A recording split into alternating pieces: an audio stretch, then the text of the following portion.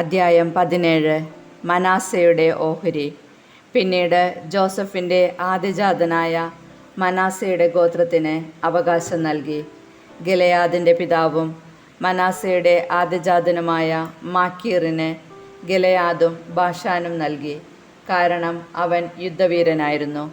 മനാസയുടെ ഗോത്രത്തിൽപ്പെട്ട മറ്റുള്ളവർക്കും കുടുംബക്രമമനുസരിച്ച് അവകാശം നൽകി. ഇവർ അബിയേസർ, ഹേലക്, അസ്രിയേൽ, ഷെക്കേം, ഹേഫർ, ഷെമീദ എന്നിവരായിരുന്നു. ഇവർ കുടുംബക്രമമനുസരിച്ച് ജോസഫിൻ്റെ മകനായ മനാസയുടെ പിൻഗാമികളായിരുന്നു. മനാസയുടെ മകൻ മാക്കീറിൻ്റെ മകനാണ് ഗിലെയാദ്. അവൻ്റെ മകനായ സെലോഫെഹാദിന് പുത്രന്മാർ ഉണ്ടായിരുന്നില്ല, പുത്രിമാർ മാത്രം. അവർ മഹ്ല, നോവ, ഹോഗ്ല, മിൽക്ക, തിർസ എന്നിവരായിരുന്നു. അവർ പുരോഹിതനായ എലയാസറിൻ്റെയും നൂനിൻ്റെ മകനായ ജോഷുവയുടെയും പ്രമാണികളുടെയും മുമ്പാകെ വന്നു പറഞ്ഞു, ഞങ്ങളുടെ സഹോദരന്മാരോടൊപ്പം ഞങ്ങൾക്കും അവകാശം നൽകണമെന്ന് കർത്താവ് മോശയോട് കൽപ്പിച്ചിട്ടുണ്ട്.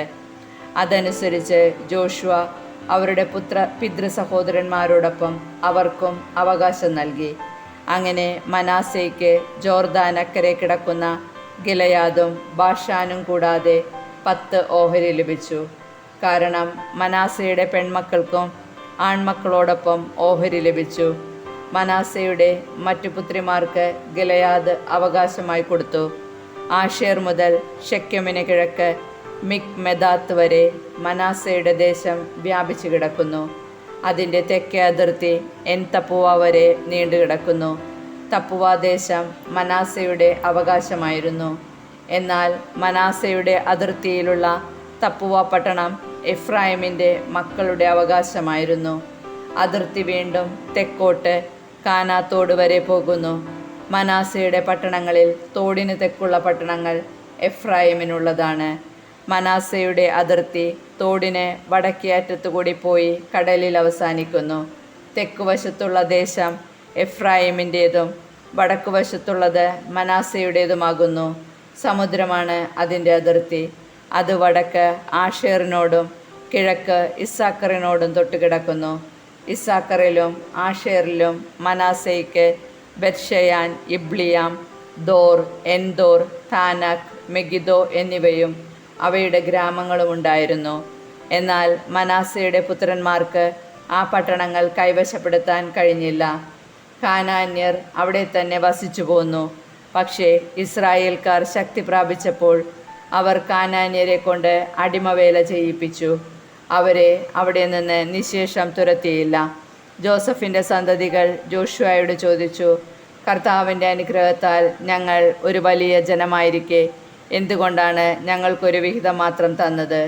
ജോഷുവ അവരോട് പറഞ്ഞു, നിങ്ങൾ ഒരു വലിയ ജനതയാണെങ്കിൽ പെരീസ്യരുടെയും റഫായിമിൻ്റെയും ദേശങ്ങളിൽ പോയി വനം തെളിച്ച് ഭൂമി സ്വന്തമാക്കുവിൻ.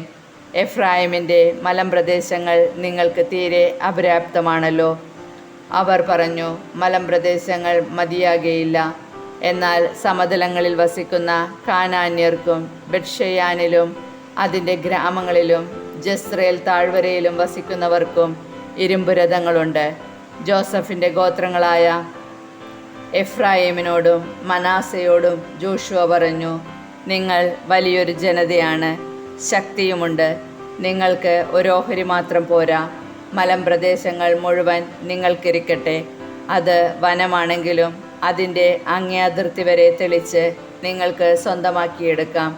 കാനാന്യർ ശക്തന്മാരും ഇരുമ്പുരഥങ്ങളുള്ളവരുമാണെങ്കിലും നിങ്ങൾക്കവരെ തുരത്തി ഓടിക്കാം.